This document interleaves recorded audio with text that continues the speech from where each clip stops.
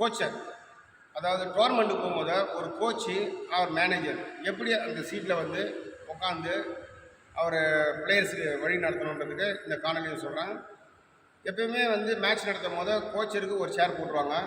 Suppose சில டோர்னமெண்ட்டில் வந்து 2 சேர் போடுவாங்க. ஒரு மேனேஜருக்கு ஒன்று போடுவாங்க, ஒரு கோச்சருக்கு ஒன்று போடுவாங்க. அப்போ கோச்சர் அந்த இடத்துல எப்படி ப்ராப்பராக உட்காந்து எப்படி பிளேயர் கைட் பண்ணுன்றதை தான் இந்த காணொலி மூலமாக நான் தெரிவிக்கிறேன்.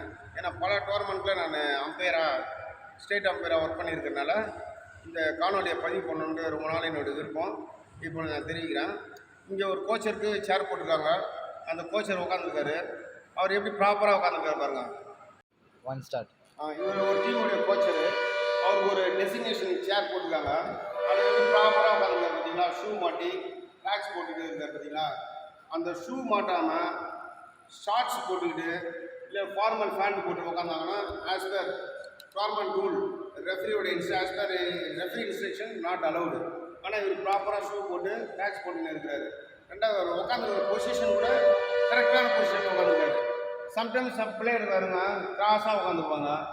அப்படி கிராஸாலாம் சேரில் உட்காந்துருந்தா உடனே அங்கே அம்பையர் என்ன சொல்லுவார், இப்படிலாம் உட்காரக்கூடாது அப்படின்னு சொல்லுவார். அதாவது என்னென்னா சிட் ப்ராப்பர்லின்னு வரும். சிட் ப்ராப்பர்லின்னா நேராக உட்காரணும், உடனே நேராக உட்காந்துடணும். அப்புறம் சம்டைம்ஸ் காலை தூக்கி கால் மேலே போட்டு உட்காந்துருக்குது, இதெல்லாம் வந்து கோச்சருக்கு நாட் பர்மிட் பண்ணியிருப்பாங்க. இப்படிலாம் உட்காந்தா அவர் என்ன இன்ஸ்ட்ரக்ஷன் கொடுத்துருவாங்க. சம்டைம்ஸு மொபைல் இருக்கும், மொபைலில் ரிங் ஆகிடும். ரிங் ஆனோடனே அந்த மொபைல் ரிங் ஆனால் இமீடியட்டாக அவர் பேச ஆரம்பிச்சிடுவார். அந்த மொபைலில் அது நாட் அலவுட் பாருங்கள். இப்போ ஒரு ரிங் வருது, அவர் ரிங் மொபைலில் பேச ஆரம்பிச்சிடுவார்.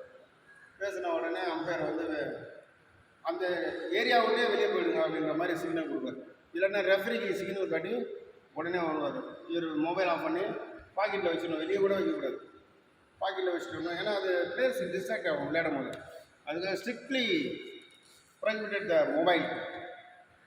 அதனால் உடனே மொபைல் ஆஃப் பண்ணிடணும். நெக்ஸ்ட்டு வந்து இந்த கோச்சருக்கு போகிற சேர் எப்பவுமே அம்பையருக்கு பக்கத்தில் தான் இருக்கும். ஏன்னா அவர் வந்து இவர் எதனா இன்ஸ்ட்ரக்ஷன் கொடுக்குறாரு பிளேயருன்னு அவர் வாட்ச் பண்ணுறதுக்காக அம்பையருக்கு பக்கத்தில் தான் மேக்ஸிமம் வந்து கோச்சருக்கு சேர் போட்டிருப்பாங்க. நெக்ஸ்ட்டு இந்த இன்டர்வல் ஒரு கேம்லேருந்து இன்னொரு கேம் மாறும் போது அந்த டைம் பிரேக் அப்போ ஆன் 20 seconds அப்படின்னு சொல்லி அம்பையர் சொல்லுவார். சொன்ன உடனே இவர் பிளேயர்ஸ்க்கு இன்ஸ்ட்ரக்ஷன் கொடுத்துருந்தா கூட அந்த இன்ஸ்ட்ரக்ஷனை பிரேக் பண்ணிவிட்டு நேராக வந்து அவருடைய சீட்டில் உட்காந்துடணும்.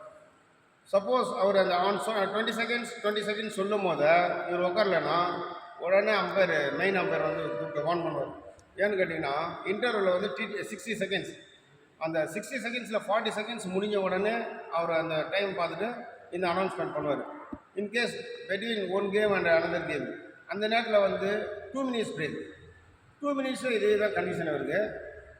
120 secondsல 100 seconds முடிஞ்சோடனே மீதி பேலன்ஸ் இருக்குது 20 secondsல ஆன் கோட் 2, ஏன்னா அங்கே 2-3 கோட் இருக்கும். 20 seconds சொன்னோன்னா அவர் ஆட்டோமேட்டிக்காக வந்து சேரில் இமீடியட்டாக உட்காந்துடணும், வித்தவுட் எனி கோச்சிங். இது ஒரு ரூல் இருக்குது. அதே மாதிரி அந்த டியூரிங் த மேட்ச்சில் வந்து அவர் ரொம்ப டிஸ்ட்ராக்ட் பண்ணுற மாதிரி கோச்சிங் கொடுக்கவே கூடாது. அந்த நேரத்தில் வந்து இமீடியட்டாக அவர் சீட்டில் உட்காந்துட்டு எந்த ஒரு கோச்சிங்கும் இல்லாமல் பிளேயர்ஸுக்கு டிஸ்டர்பன்ஸ் இல்லாமல் மேட்ச் நடத்தணும். இது வந்து கோச்சருக்கு உள்ள இன்ஸ்ட்ரக்ஷன். இந்த காணொலி நேரம் பார்த்துட்டு இருக்கவங்க அனைவருக்கும் என்னுடைய மனமார்ந்த நன்றி தெரிவித்துக் கொள்கிறேன்.